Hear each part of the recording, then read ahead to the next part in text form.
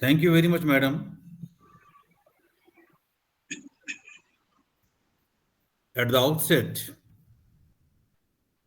I express my condolence and pray God to grant peace and moksha to all those who passed away during the stampede occurred at Kumbh and yesterday at Delhi railway station. Friends, it is really very sad, and I think that the today's topic of sustainable development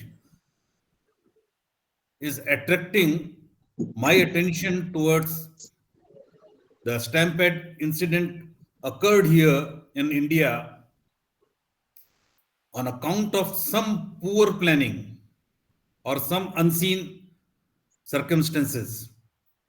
The developmental process which we have seen and we are witnessing, we are happy that we are on a path to develop, but whatever is happening is causing a great concern to all of us. Friends,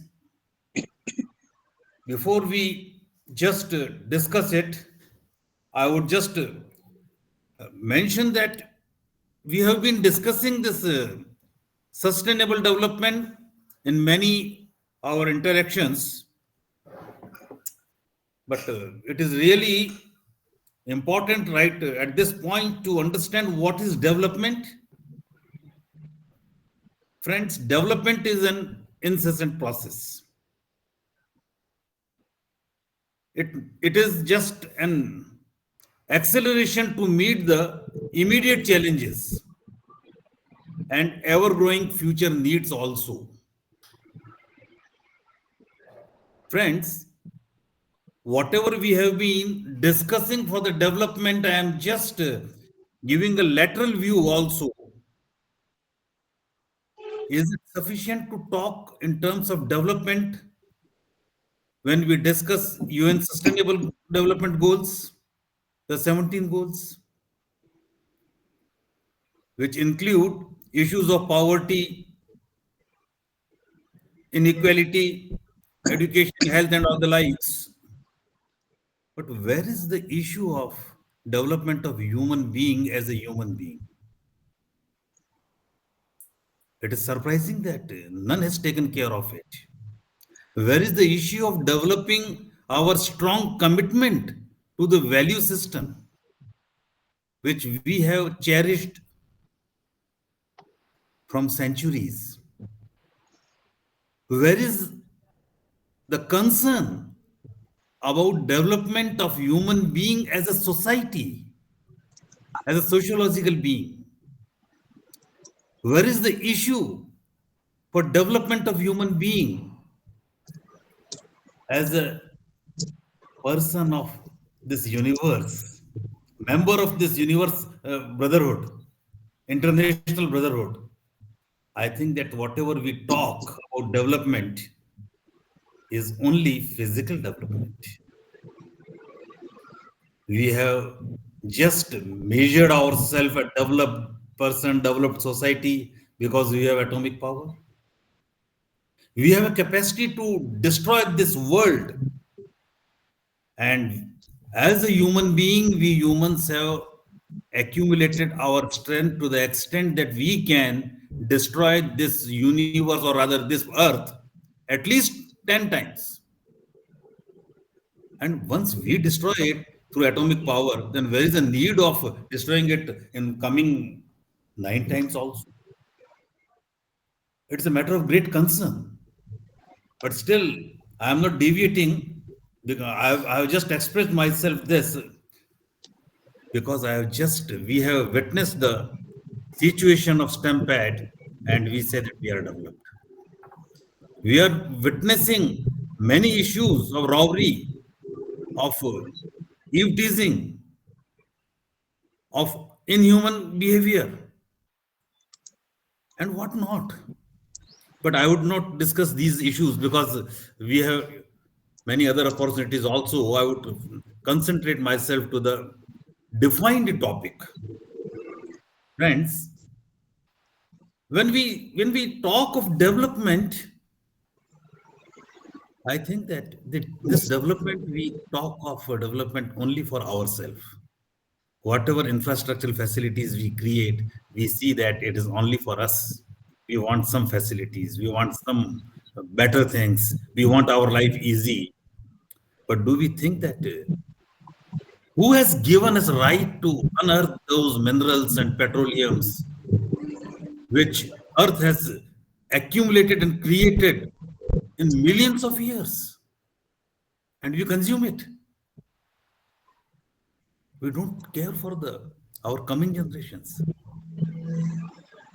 Then situation of definition of sustainable development is to be addressed. Whatever we do, we need to understand what is development and what is the difference between development and sustainable development. As a sustainable development, I would say that it refers to development meeting the needs of present without compromising the ability of future generations to meet their own needs. Future generations, it's a very simple term, but it is a very, very heavy term also. Future means not of our coming generation, next generation only. Future generation, future generations, one after the another after the another. 100 years hence, 200 years hence, 1,000 years hence. Can we plan any development strategy which makes us developed, which we can say that we are developed in view of in view of our future generations also? Here, the sustainable development refers to meeting the needs of future generations also. It involves balancing economic growth, environment protection, and social equality. And here, I think that we need to collect information, whatever is available with us in different forms.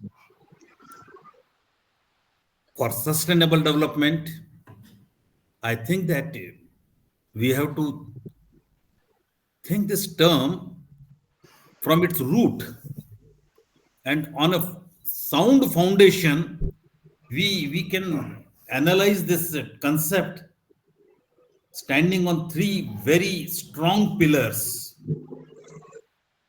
Of them, first is environmental sustainability. As in today, we all are concerned about our environment, right from ozone zone to in India, we are concerned about the burning of parali. We are concerned about smoke. We are concerned about the water. We have not yet been able to clean Ganga. We are concerned about, and the election we have just seen a few days ago, Yamuna water was a very major concern. Sound pollution. And all those, we are not in a position to correct ourselves for our own generation. Can we talk of future generations? Are we really serious about the future generations? It is a question. Second important pillar is economic sustainability. We have just seen the budget.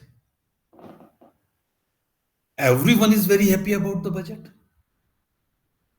And when we talk of budget, I think that we are not sustainable even for a year. Next year, we need to go for another budget. What is our futuristic vision? How can we ensure the economic sustainability to our coming generations also? I think within us A very few people are there who are concerned about their future generations, and they accumulate black money to protect their future generations. But we have not made any plan that such isolated future generations are protected. Rather, we have failed to ensure in this current year also through our economic planning that a bigger section of society may be given some relief by way of some relief in income tax, but the many dimensions are unattended. Many sections of society are not covered. In India, perhaps everyone is serious about the extent to which the government is providing free buys. Is it a process of sustainable development? Should we not seriously think over it? Are we ready to continue it for coming generations also? It's a big question, especially in Indian context, when we have been pleading that sarve bhavantu sukhina, sarve santu niramaya, sarve bhadrani pashyantu. Well, we have been chanting it right from morning to evening. And what we are doing? We are providing free buys. We are not ashamed of it. It is our duty to support our fellow beings, but we should not make them dependent. We should empower them. Is there any policy for that? Are we really working on it? It's a big question. Then comes social sustainability. That is the third and very important pillar. I am glad that this social sustainability is strengthened by way of Mahakumbh, where 40, 45 crores of people accumulated at one place, took a holy dip in Ganga, Triveni. There was no caste discrimination, there was no sex discrimination, there was no economic discrimination. Everyone from every sector of society, every class of society, every section of society felt pleasure there. But this social sustainability, can we say that it is a permanent feature in our society? I think that we are divided on caste basis. We elect our government on caste basis. We allocate tickets to our party members to contest elections on caste basis. Moreover, on caste basis, we we have just reserved positions, and our leaders very eloquently say that in government system such and such caste representation is not there. Is it social sustainability indicating? It's a question. I would like to be enlightened from you. All are very senior people, very enlightened people. You have seen the development of nations process. You have seen earlier days also, and coming generation is depending upon you for whatever life they are going to lead in their life, in their time. Friends, so it is more necessary for us to address sustainable development. And when we start and when we think of addressing it, I think that we have certain challenges with us. I just mentioned that climate change. I think that I have been listening the concern of ozone layer pollution in environment, right since I was a secondary school student, and today also, all environmentalists are working on pure water, pure air, ozone layer depletion, contamination in seawater, contamination in rivers, our wells. We are short of water. We have not been able to provide drinking water to our people. Our agriculture is dependent on the krapa of Indra Bhagwan. We have not been able to manage our survival in view of the climate itself, and we have not been able to ensure that we are not going to harm the environment. I don't know, and I don't have figures, but still, I think every government is taking it a real concern, and output is nil. Every day we are losing environment.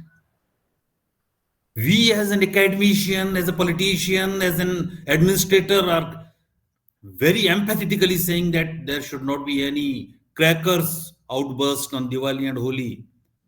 But none of us has raised any voice on the pollution being created in the Gaza Patti war and at Ukraine war. I think on New Year or Diwali or on Holi, the extent of crackers creating any nuisance in the environment is much, much, much, much less, even at the iota level, as compared to what it is being contributed there. But we have no courage to speak against all those and protect the feeling of our own people. They want to enjoy it for a day. Why not we come up with some strategic situations or strategic solutions of the problem? Why should we ban it? Because we say that climate change is there. We are ready to publish many papers, many projects. We are ready to complete many papers there also. But actually, we need to ensure that climate is protected for our coming generation also, and it is our duty. Then only we can say that we are thinking about the sustainable development. Second challenge is inequality. Can we have the environment of Kumbh,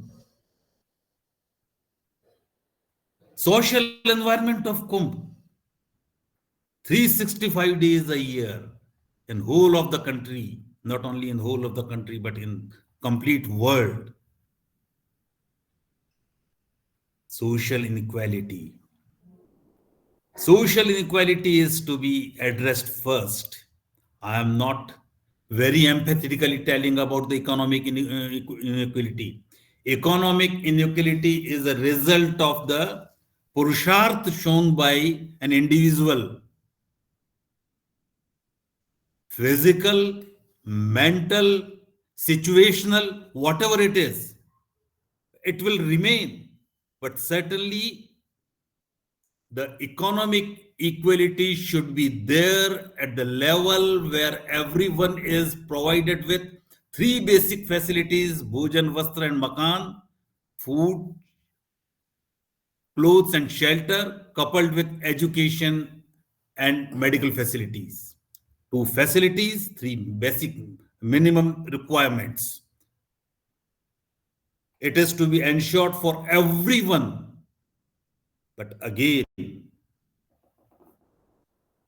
we have been talking of family planning, population problem. But I have one very genuine question. I have raised this question at many platforms also, and to many intellectuals also, that when somebody gives a birth, or a couple gives a birth to some child, and he becomes a social nuisance in his future, or he is not in a position to provide food and shelter to the child, who has given a right to the person to produce another liability on society? Should there not be any procedural compulsion for any couple to produce a newborn? It is a question, and it should be seriously thought of. Can anybody be given a right to produce a child who in future may become economic liability to the society? It's a question, and government and sociologists and scientists and all those should at least think over it and answer to it. Another most important, I think that all the three pillars are equally important, because if one is less, then the pillar will not support the building. The resource depletion. Today we say that we are not going to have petrol and we are going for solar energy. We are going for electrical vehicles. Today we have already exhausted coal. We have consumed minerals. The earth, which in the millions of years earth has produced and preserved it, who has given us right to excavate it and consume it within our lifespan only. Resource depletion, it is natural resource depletion, and whatever resources we have, why not we maintain it for coming generations also? So it is a challenge for us, friends. I am not going to detail it. United Nations has given in 2015 and addressed that by 2013 UN Sustainable Development Goals, 17 Sustainable Development Goals they have defined, and we all know it. We have discussed it many times, so I'm just skipping it. But all these are interrelated. And certainly, much is being talked about it, but very less is being attended on it. And that talking on it will not suffice. We have to include among these 17 development goals other sociological, moral, ethical goals also. There should be an integral part, either as a subcomponent of all these 17 or separate goals. This is what my submission is.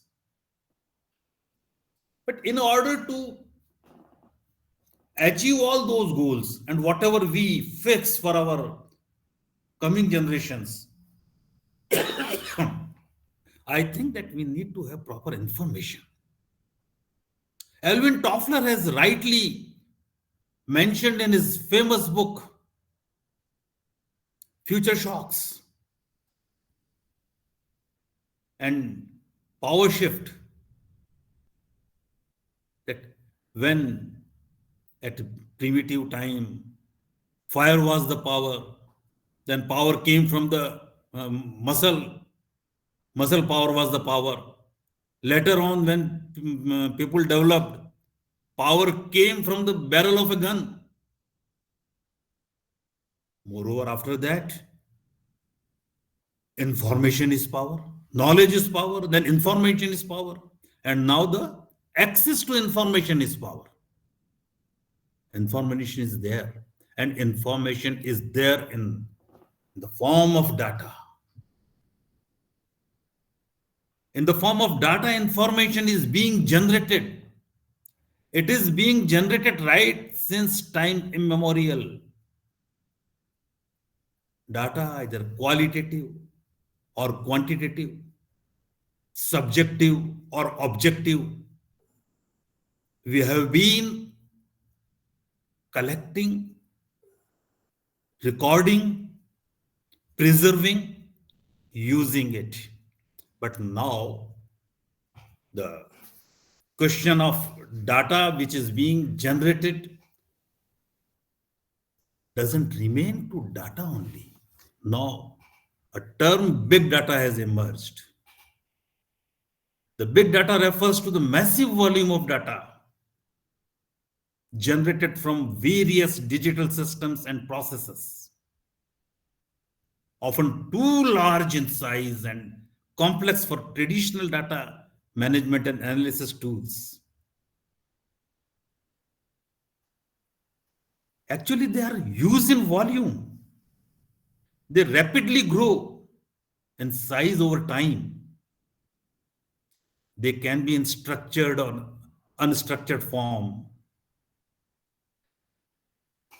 And the big data enables us to process efficiently to extract meaningful insights. We need to extract meaningful insight. The more data we have, the more possibility we have to draw more meaningful conclusions. We can study patterns, we can study trends, and with traditional analytical techniques, perhaps we will not be in a position to deal with the big data. Because when we talk of big data, what we mean, big in volume, a big volume of data is there.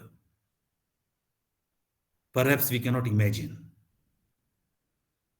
The volume of data to be preserved and attended is really tremendous. It is not only volume, but its velocity at which they are being generated. It is very important. At a very high speed, we are generating data. Every moment, we are generating data.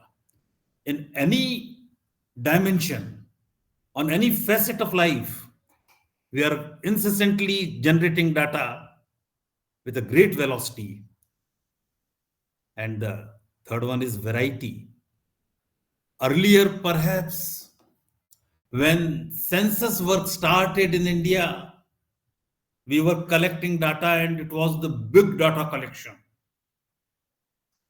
And today, perhaps we are in 2025, the census for 2021 encompassed much more dimensions. And apart from census data, we have data on almost every aspect of affecting our life. Even one variation at any data level and in any component affects our stock market. One rumor affects our stock market, and data is generated and updated.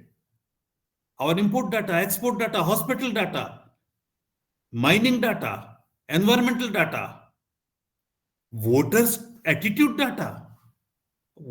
What direction we see, we are generating data at very great velocity in a variety of dimensions.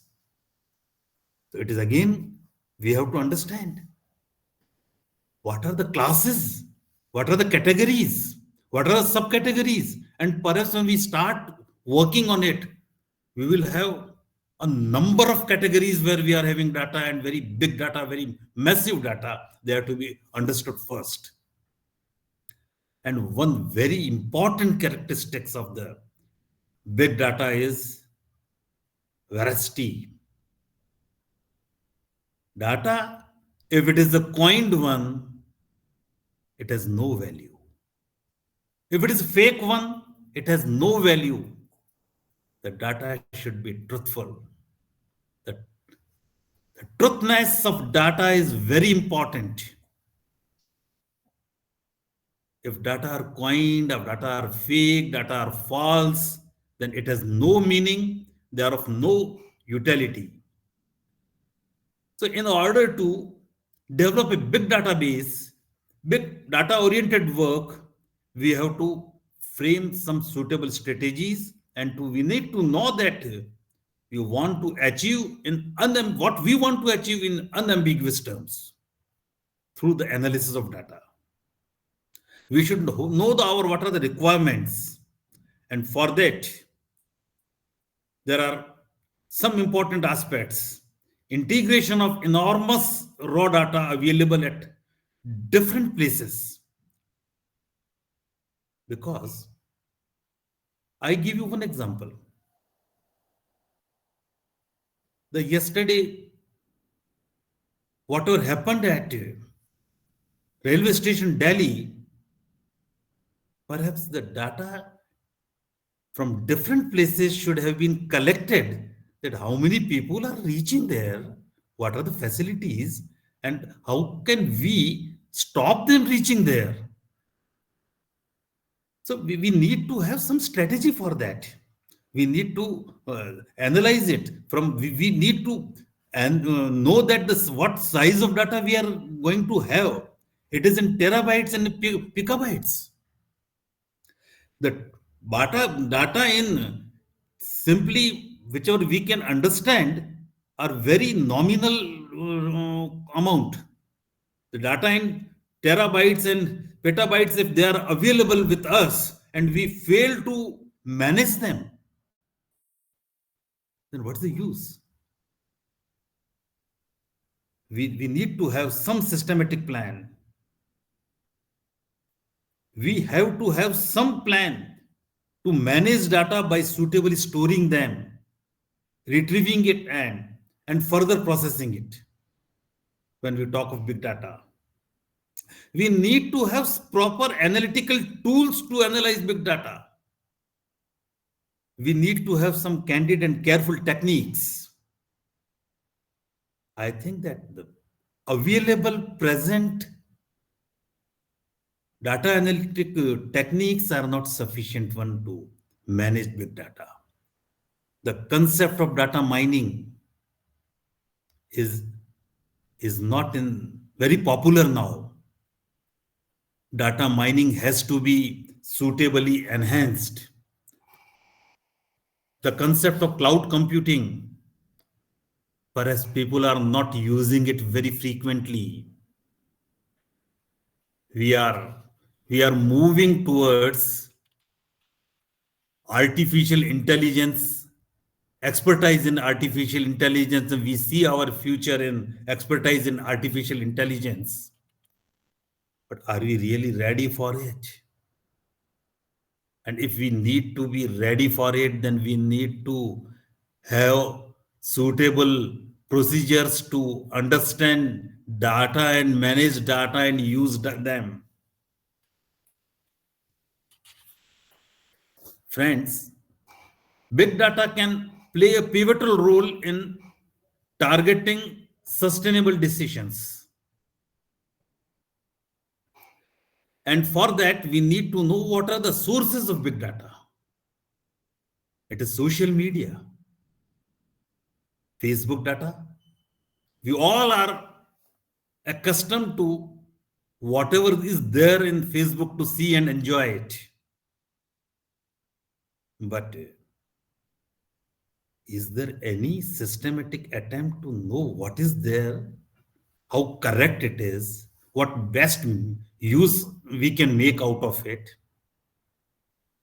We have data on Twitter, everyone is tweeting, right from our Prime Minister to anybody who knows tweeting, or he has a mobile phone, he tweets. But do we really analyze the opinion being generated on Twitters? The data on Instagram, LinkedIn, TikTok, and all these social media are generating enormous data. These are the sources of big data. Internet of Things. Everyone who is little aware of technological advancements and advancements in the computer science and internet, he knows that data being generated from thermostats, fitness trackers of the cars, the online shopping, and whatnot. These data, are we really analyzing it? And do we have proper tools? We have satellite data. We have data from sensors. We have data of e-commerce. There are many such dimensions. We collect data, and there are data and they are not being utilized. We just collect because we have a tool to collect, but we do not have a tool to analyze it properly. And whenever we analyze, the truthfulness of that analysis is always in question. Friends, क्या हो गया ये?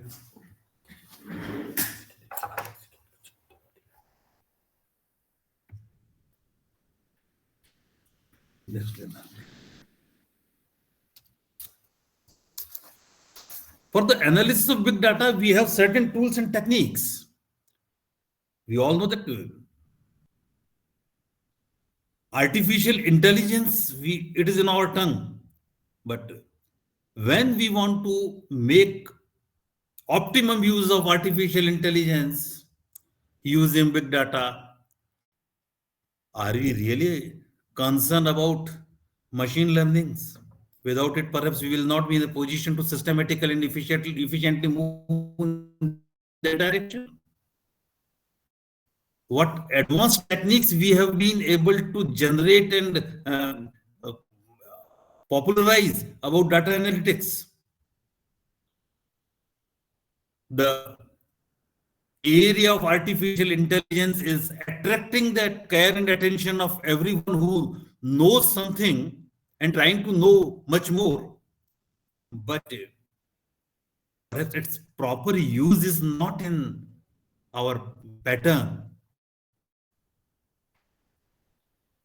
Can we have some distributed computing systems? Are we in a position to visualize what tools we can use? And we have to have proper techniques. First of all, we need to have proper access to the data. We need to generate or create some techniques to have proper access, suitable access to data, retrieve it, analyze it, infer it, and apply it. I think we are missing in all directions. We are expert in using the terms. Big data support can help us for sustainable development by way of its environmental applications. We can understand climate changes. We can monitor climate. We are moving toward the smart cities, and government of India, and perhaps every country is spending huge amount making cities smart cities. But the environmental challenges, even first thing, the clean city, we have not been able to ensure our cities clean. We all know that for last many years, one city is coming first. Why not other? Is there any competition? We have not been able to make parameters for it. We have been witnessing many disasters, environmental disasters. Big data can help us in managing it. And perhaps we can formulate certain models to manage such situations with the help of big data. Big data has sustainability implications on economic applications also. For supply chain, we can have use of big data. It is certainly a very good example. It is emerging in my mind. It is a time of perishes in India. And perhaps all of us are having invitation today also. Many of us must be having invitation to go and have dinner. We all know that a huge amount of food is wasted. Can we reduce the waste? This food waste is causing, and today also perhaps I've seen in the newspaper that a good amount of wheat grain has gone rotten. What we are doing? But it was today's news only. We have data. We do not manage it. We have need. We have hungry people, and we have rotten the wheat for financial inclusion. We have money. We have people requesting for the loan. We have bad debts. Why not we understand it phenomena and release loan when it is recoverable? We have been talking about green economics, but is it there? So big data can help us, and social implications I have just mentioned in health sector to alleviate inequality, for education, for all sectors we need big data. As regard education is concerned, we are almost all are from the field of education. We all are talking about NEP 2020, but what is there on reality? What results we are in hand? What is the impact of NEP 2020 in the 2025? 5 years have already spent. Can we achieve something significant? It's a big question. We need to analyze it also. For working of the big data, we need to have a suitable processes for the collection of big data. I already mentioned that not only collection, for their preservation, to have access to those big data, the suitable categories, classification, subclassification, and all these need a Herculean task. Collection of big data. Collection is not sufficient. We have been collecting data in almost every sphere of life. Every hospital is collecting data for coming patient. I think that even before the independence of India, and we have no systematic pool of those data. Every hospital is collecting. Every bus stand, every railway station is having data. Every day they are collecting data. Is there any proper pool? Our stock market data? Perhaps we have not been able to analyze them in totality. Whatever some economic parameters economists have generated, they just say that it is technical value is this, the fundamentals are this, and we just don't move from it. Our Reserve Bank itself is suffering from certain limitations of not being able to use the extent of data available to Reserve Bank. And then we need strategies to processing and managing the big data. That processing itself is a big task. We need to manage it properly. And I have already mentioned that we lack facilities, techniques, and tools to analyze the extent of big data which is available even as on today. Perhaps tomorrow it will be a very serious problem. We need to generate, we need to identify, we need to validate the analytic techniques, and we need to educate people to use it and to understand it also.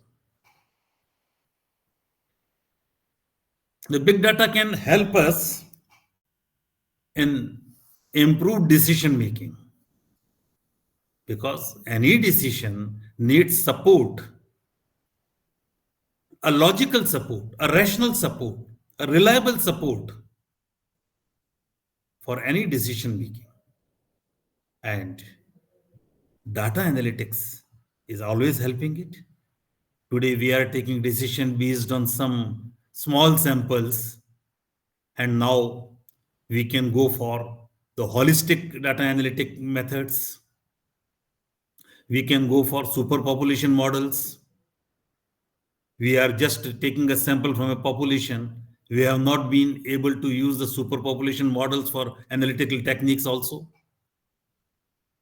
We can enhance our ability and we can go for more innovations because we will have better information, better conclusions, better inferences. We will be in a better position to test our hypotheses. We all are, as a human being, seller and purchaser also. We all are customers. And perhaps in our daily routine, we are most of the moments we are customer. So our experiences as a customer in different dimensions, they can help us. The big data analytics can help us in being a customer who takes a profitable decision. A win-win game can be played with the help of the analysis of big data. It will help us in our many operational activities also. We can minimize our risk with the help of informed decisions, logical decisions, analytical decisions. Our risk can be minimized. And there are challenges and risks also when we go for the big data analytics. First of all, we have to evolve such analytics techniques for the common man. And as on today, we lack the data talent and skills also. We in India, I don't know about other countries, but I am sure that in other countries also, the situation is not any better. We are not in a position to manage our home budget even. We have never been taught it.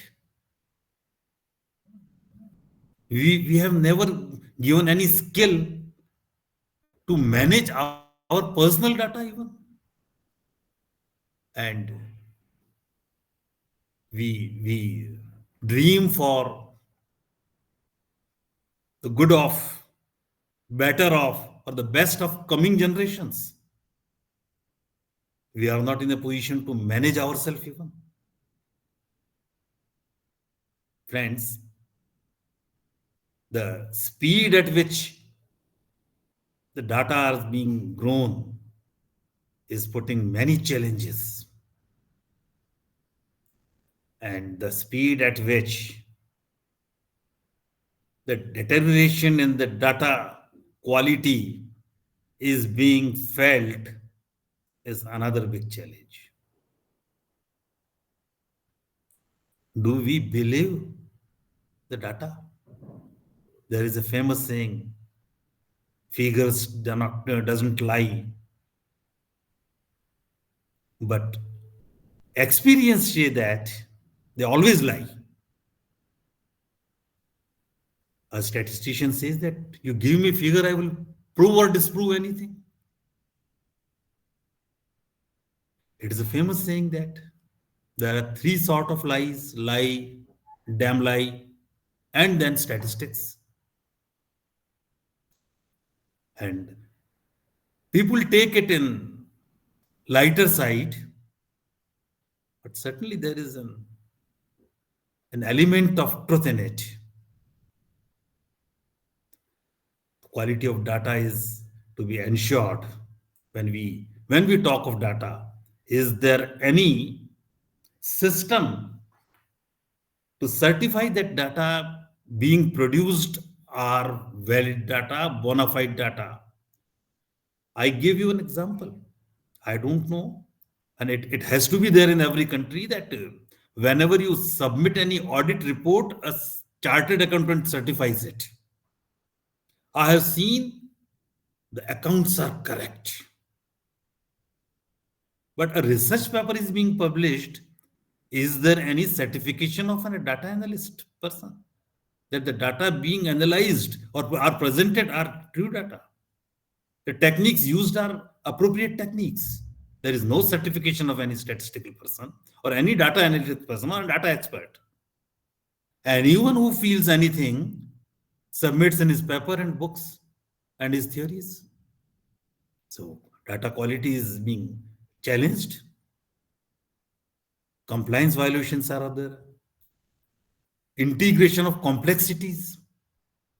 Because when we go for big data, there are many dimensions, there are complexities, and then we have to integrate and understand it, and then we have to draw a solution.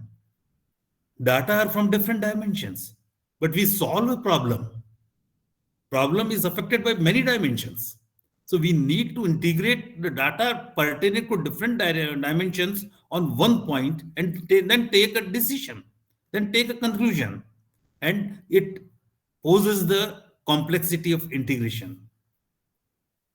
I already mentioned that data availability is one thing.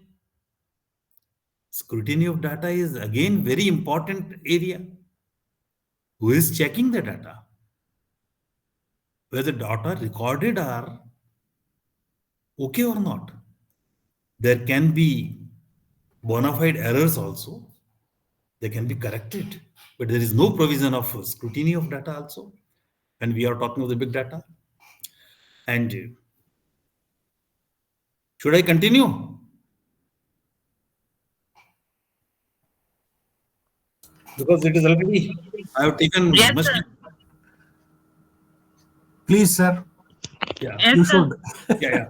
When we go for a decision, then there is another term, very important term, and that is our decision should be evidence based. It's a new term which is coming in academia.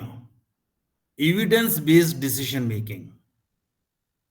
And that evidence based decision making can help us to have well informed decisions. Decisions about policies, government of India, state government, any organization, any private organization, any government organization, or even on foreign policies, or wherever we are taking any decision, import decision, export decision, whatever way we take a decision, we take it based on data. And that data based decision needs evidence of its correctness for any policy, for implementation of any program. We are running Narega here. I remember that Narega was introduced by one ideological government. Another ideological government, when it was not in power, criticized it. When it came into power, it enhanced it. So, what is evidence? Either it was being criticized without any evidence, or it is being continued without any evidence. So these are some issues. Any project we are running, we go for any project without really going for it or serious thinking about it. Researches are being conducted the way you all know. Government of India in NEP 2020 has assured or given a verdict that 6% of the budget will be spent on the education. And in this budget, what percentage is granted? So, at least from this data itself, I can show the importance of analytics, and we should be in a position to be say this thing. We should say a spade a spade. Can we say?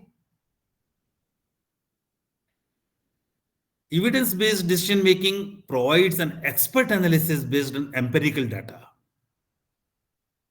collected in target context. We, even at government level, for any target context data are not being collected. Already collected data are being utilized, and it has a many problem.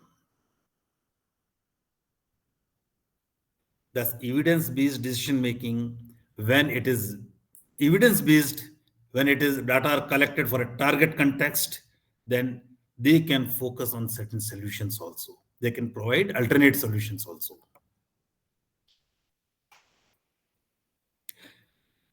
We can have impact evidence.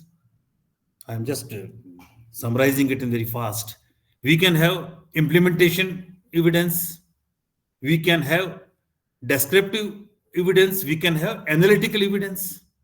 We can have public attitude and understanding evidences. We can have evidences on the statistical modeling, economic evidences, ethical evidences.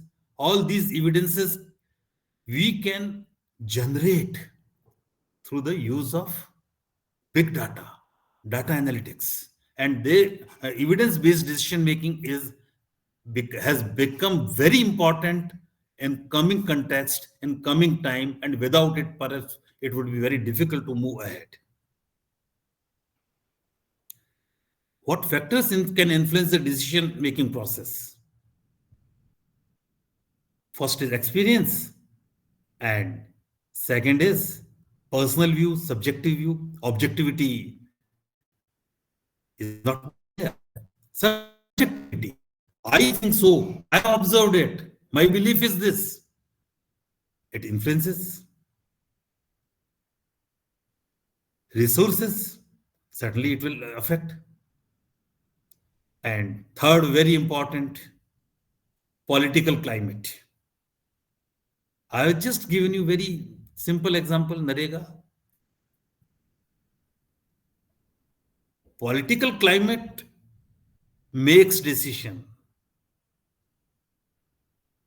Whatever free buys we are giving, at Delhi election we have seen, whatever he is giving, I will also give. I'll give some more than that. Habits and traditions, and very important in democratic setup is pressure groups, lobbyists, leaders. Friends, in democratic setup, we were taught that there are four pillars of the democracy. One is judiciary, second is executive, third one is adult franchises, and fourth one is free vote, adult franchise, and judiciary, executive, and parliament. These are the four pillars. And now political scientists say that there is fifth pillar also, and it is non-government actor. It comes in the pressure groups, lobbyists, leaders, our social societies. They act as a pressure groups. And very important is public opinion surveys and focus groups. They also impact our pre-election voting pattern. It depicts public opinion about any new product, public opinion about any event, any action, any decision, any step of the government, any policy of the government. It all affects. For decision, we need certain, or we say certain challenges. We have to have proper data quality and integration of the data. We have to have privacy of the data. We have to ensure the privacy of the persons, individuals. Ethical concerns are to be suitably addressed. We have to address the digital divide and accessibility to data. In order to conclude it, I would only say that the integration of big data into evidence based decision making for sustainable development has the potential to revolutionize how we address global challenges. By providing real time insights, enhancing resource management, and promoting social equity.